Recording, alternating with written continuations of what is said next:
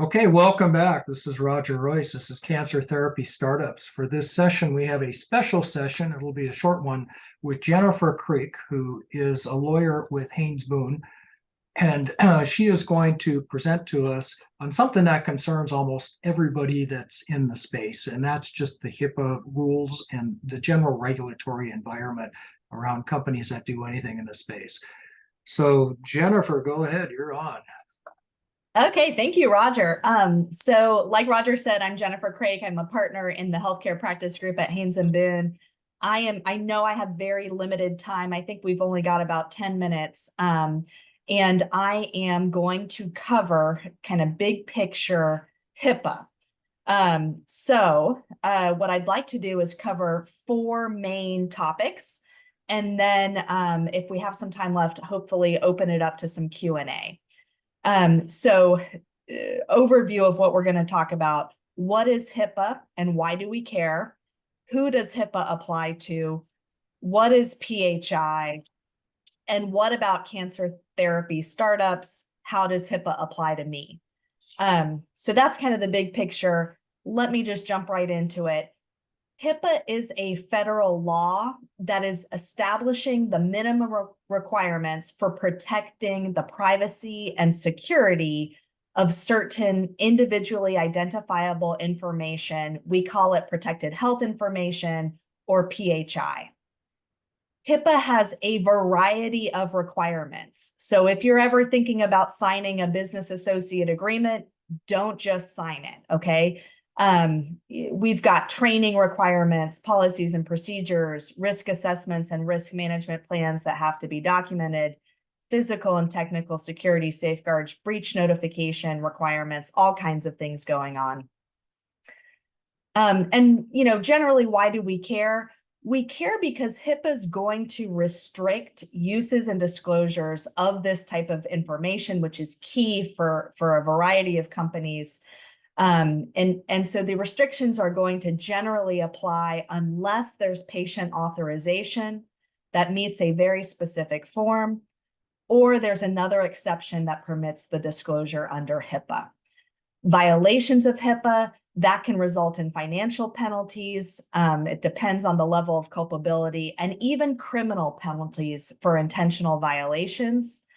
And then in addition to that, you have things like state attorney generals that can bring enforcement action. You have corrective action plans that can be required by OCR, which is the Federal Enforcement Agency. And violations of HIPAA can also lead to other legal actions. So for example, there's no private right of action under HIPAA, but you could get a class action suit that's potentially based on negligence or something else, and then it can also result in reputational harm. So a lot of reasons why we care. HIPAA, let me just say, we're going to talk about HIPAA today, but that is just one of the many privacy and security regulations that are out there that apply to health information. There are state laws, the FTC has requirements, there's all different kinds of things. So I'm focused on HIPAA today, but that is not the only thing you need to be thinking about, although it is a big one. So who does HIPAA apply to? HIPAA applies to covered entities. So those are your health plans, your healthcare clearinghouses, and your healthcare providers that perform certain electronic HIPAA-covered transactions. Usually that's things like billing insurance or performing eligibility checks, that sort of thing. It's insurance related typically. Examples of those, hospitals, radiation oncology practices, laboratories, those are going to be your covered entities under HIPAA. HIPAA also directly applies to business associates. So those are persons or entities that perform certain functions or activities or services on behalf of a covered entity that involves the use or disclosure of PHI as part of that service. So for example, that can be a consultant that's going to perform a utilization review or something for a hospital. When we're talking about PHI, what I mean is health information, including demographic information, that relates to an individual's mental or physical condition, treatment, or payment for healthcare services, whether past, present, or future. So this can be very broad and can include things like demographic identifiers, demographic information, if it's also tied to healthcare. So, if you've got information that identifies an individual as a patient of a healthcare provider. However, HIPAA does not apply to de-identified information. And for HIPAA purposes, de-identified information has a very specific meaning. And I want to just briefly touch on that because I see this there's misconceptions about this. I see this come up all the time. For HIPAA purposes, there are two ways to de-identify PHI. One is removing 18 identifiers. The other is an expert determination method.